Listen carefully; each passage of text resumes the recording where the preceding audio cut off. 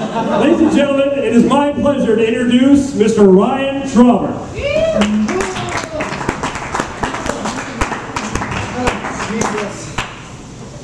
Thank you very much. So I wrote out my set list and I realized I didn't have a single penis joke in it, so I'm going to start and end with a penis joke.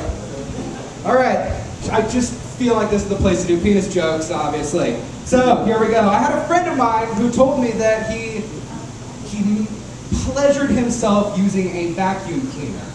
I try not to picture the mechanics. I'm assuming there were attachments involved. I was talking to him about it. I said, you know, masturbation is what you do when you can't get a woman. So if you want to make it more realistic, you should get a Roomba, so that way you get the thrill of the chase. Penis joke 1. Woo! Alright, like Adam said, I came from John Day. I've been there for the last couple months. I've done 1 show in those 6 months. Adam was there. It was awesome. Where's Stan? Stan was there. He was awesome too. John Day is, I don't know, doing comedy in John Day is very different. I've done comedy in Portland. Portland is an amazing community, great comedy. In John Day, it's built on the lumber industry. There's nothing wrong with that. It's a small town. Portland has strip clubs. And as different as these two places is, there's a common motto shared between lumberjacks and strippers, which is you can't make money without wood. Oh, I'm sorry. Bam. All right.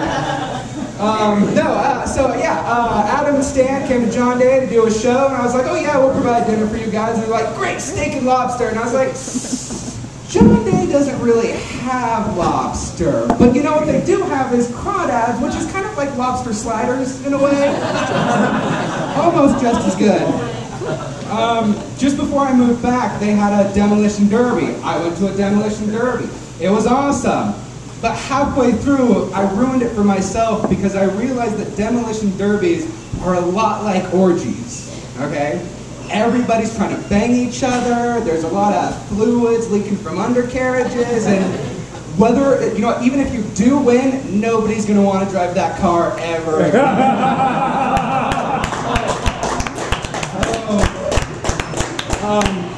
Yeah, John Day is one end of the spectrum. I was in LA doing comedy there, totally different end of the spectrum. Last time I was there, I had a day to just mess around, just do whatever I wanted. So I was like, I don't have much money, I'll take the bus, that's fine. And when I was taking the bus in LA, I finally realized what Rosa Parks was fighting so hard for. Because if I had to sit in the back with all those black guys, I would be afraid of getting mugged too. Yeah! No, I like Bend. Bend is right in between all of this. Bend is a very nice city. When I'm out of town, I try to keep up on the news in Bend. I read a story recently about this boy in Central Oregon that got attacked by a coyote. Horrible crime. Oh, thank you. You know what? I don't even need to finish the joke. I already got a laugh. That's fine. No, it's a horrible crime, but it's okay. The coyote is now in custody. They were able to track him down because he left behind an Acme receipt with his name on it. When they found him, it was a high-speed chase, but they were able to catch him by painting a tunnel on the side of a cliff. But it's okay. The boy is fine. The boy is fine. Apparently, the piano that was catapulted at him just grazed him slightly, so he'll be okay. I also read in the news something else that was kind of depressing, which was in China, they had a skyscraper that caught on fire and like 40-some people died. And I thought, if only the Chinese had some sort of fire drill, they could have avoided this whole thing. I didn't feel so bad after that. Yeah. Oh, the last article I read. I tend to just skim headlines. Everybody does that. Nobody actually reads the newspaper. Are there still newspapers anymore? No? Okay. The last headline that I got really excited about was, okay, I'm going to read it word for word here. Okay. FDA approves third breast implant. Guys, right? Third breast. Right? What is it? It's what's the Schwarzenegger movie? Total Recall. Total Recall. 3 boobs. How awesome would that be? I was so excited about this, I actually read into the article. And then I got really depressed when I realized that it's just a third company that can now make breast implants. And I was like, I could have had 50% more boob per woman. That's how my mind works. I'm a nerd like that. Math comes into play. I stay up late at nights, I play video games, I watch infomercials, there's There's the infomercial for, well, I guess it's mostly just boner pills and sleeping pills. Which, it's not so bad until you get them mixed up, all right? I did that, I ruined a perfectly good waterbed, and then they kicked me out of the mattress store. Very embarrassing, very embarrassing. Anyway, boobs, I was talking about boobs. Boobs are awesome. Guys, who loves boobs? Boobs, yeah, boobs. Boobs are good. You can squeeze them and like juggle them and like honka honka.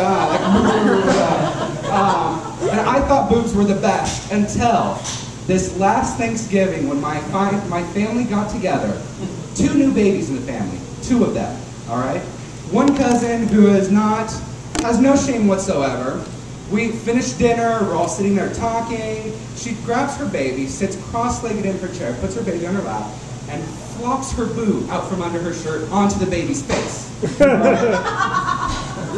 My first response was, oh no, I couldn't possibly, I'm stuffed. But this completely ruined boobs for me, that was the end of it. Family's not so bad. I do have a brother who's gay, which is awesome, because if anybody says anything, I'm like, oh, my brother's gay, so I'm cool with that. It's like having a black best friend sort of a deal. Here's the one thing that worried me about him, is that he worked for a gay sex hotline, which he made good money, but he was taking so many calls a day, I was afraid he was going to catch hearing aids. That's right, that's good. You heard it, it happened.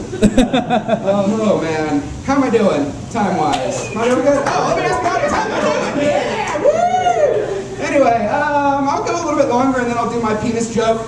Like I said, I travel a lot of driving.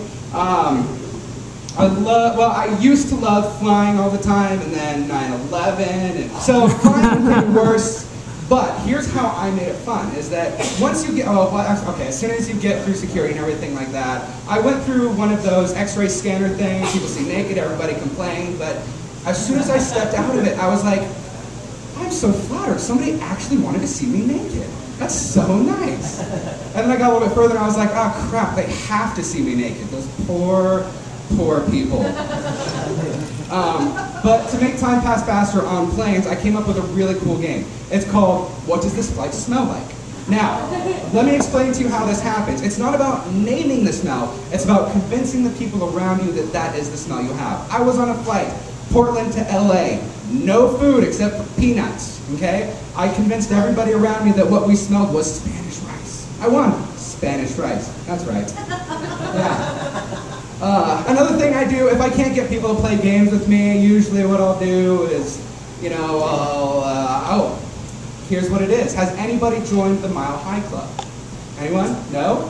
I did it single-handedly. That's right. And it actually wasn't that bad. The guy next to me let me borrow his headphones so I could watch my porn.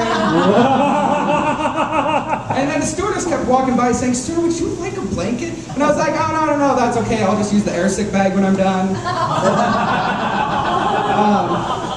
But I travel more. I love to drive in my car, just hit the open road, go out. Sometimes I get a little lonely, and does anybody else find it ironic that your GPS is a female voice giving you accurate directions? There's just no way I can get used to that. And what I'll do is that when I get lonely, is I will set the GPS for Hong Kong. So that way, every couple minutes, like, take a right at the rerouting, take a left at the rerouting, and it's just like having my ex-girlfriend there. It's awesome. Well, it doesn't go, it goes beep, but it's in that same condescending, bitchy tone, you know? That's horrible. And ladies single, yeah. I've been trying to date recently. My favorite website, well, it is now, but when I first started is eHarmony, which is, there's an application process for this. And the first time I failed, which means I was rejected before I could be rejected. But no, it's okay, I figured out where I went wrong. Apparently my dick is not the answer to the question, what do you desire most in a woman? Penis joke number 2. Ladies and gentlemen, Ryan Traughber, it's been amazing.